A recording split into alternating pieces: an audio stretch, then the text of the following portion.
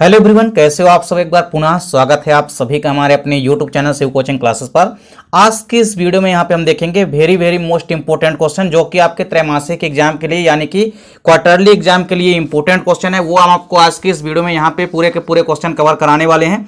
चलिए वीडियो को स्टार्ट करते हैं। सबसे पहले तो आपको समझना है कि जो आपका क्वार्टरली एग्जाम है इसमें कौन कौन से चैप्टर से क्वेश्चन आने हैं। तो सबसे पहले आपको ध्यान देना है चैप्टर 1, चैप्टर 2, चैप्टर 8, 9, 14, 15, 16 और चैप्टर 4 व 5 यानी टोटल यहाँ पे 9 चैप्टर को इंक्लूड किया गया है आपके क्वार्टरली एग्जाम के लिए। और इन 9 चैप्टर से कौन कौन सी इंपॉर्टेंट क्वेश्चन पढ़ना है वो हम आपको क्रमशः यहाँ पे चैप्टर वाइज चैप्टर क्रमशः कवर कराएंगे। सबसे पहले आपको चैप्टर 1 में देखना है। चैप्टर 1 से आपको कौन कौन से मोस्ट इंपॉर्टेंट क्वेश्चन तैयार करना है। पहला प्रश्न है सजीवों के प्रमुख लक्षण आपको तैयार करना है यानी कि मोस्ट कैरेक्टरिस्टिक्स आपको तैयार करना है लिविंग्स के। इसके बाद लिविंग व नॉन लिविंग के मध्य आपको डिफरेंस यानी कि अंतर तैयार करना है। तीसरा क्वेश्चन आपको तैयार करना है वर्ग की पदानुक्रम से संबंधित क्वेश्चन यानी कि टेक्सोनॉमी ऑफ हियरार्की जो है इससे संबंधित क्वेश्चन जरूर आपको तैयार करना है। नेक्स्ट क्वेश्चन है क्लासिफिकेशन की जो बाइनोमिनल क्लासिफिकेशन होती है यानी कि जो द्विपद नामकरण पद्धति है इससे संबंधित क्वेश्चन आपको जरूर एग्जाम में पूछा जाएगा। अगला प्रश्न आपको तैयार करना है वर्गीकरण की त्रिनामकरण पद्धति को समझाइए यानी ट्राइनोमिनल क्लासिफिकेशन जो है इसको भी आपको तैयार करना है। इसके बाद छोटे छोटे क्वेश्चन आपको एक दो तैयार करना है जिसमें संग्रहालय या म्यूजियम क्या होता है इस पर आपको टिप्पणी तैयार करनी है।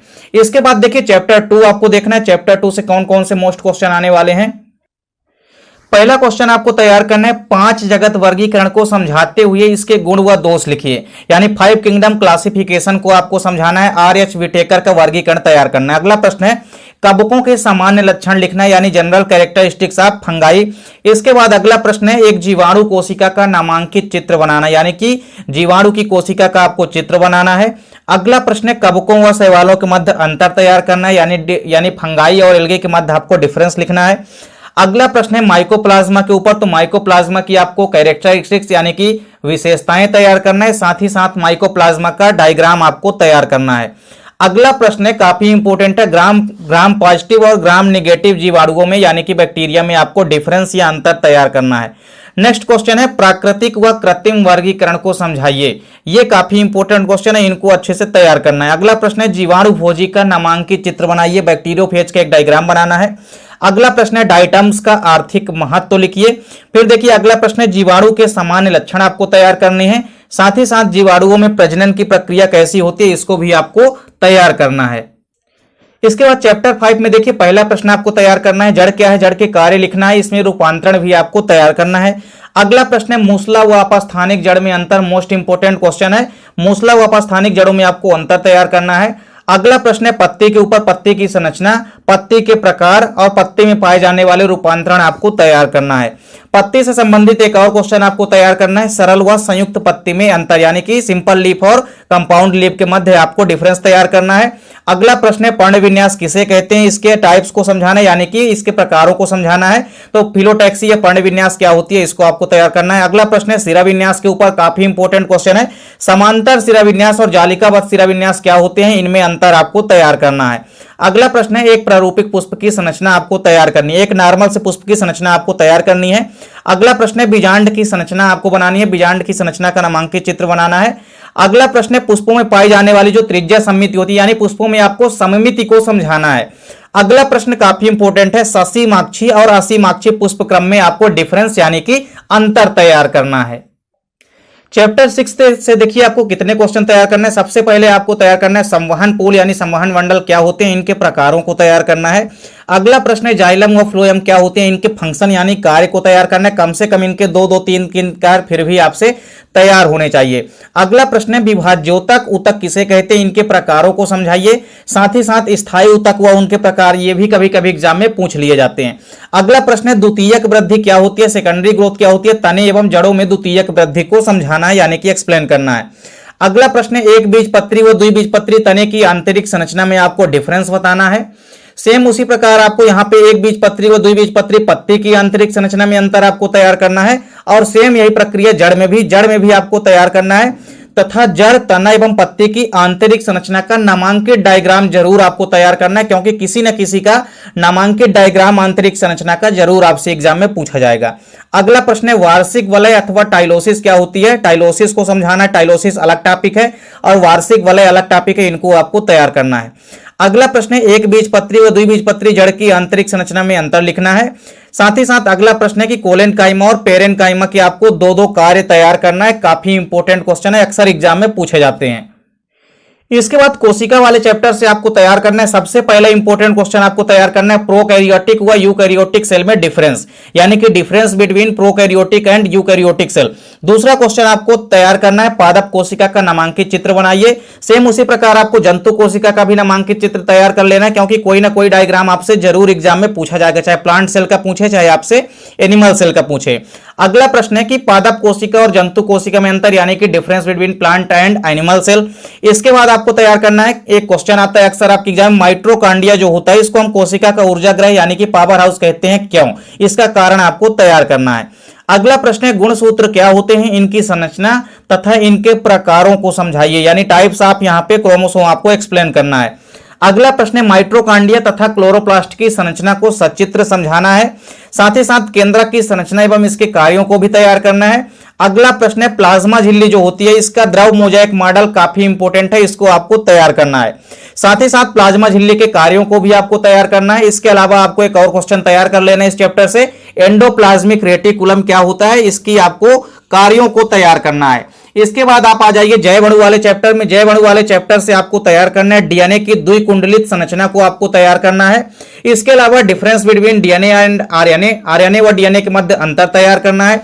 अगला प्रश्न आपको तैयार करना है एंजाइम के प्रमुख गुण लिखिए, एंजाइम के कौन कौन से कैरेक्टर्स होते हैं ये आपको तैयार करना है।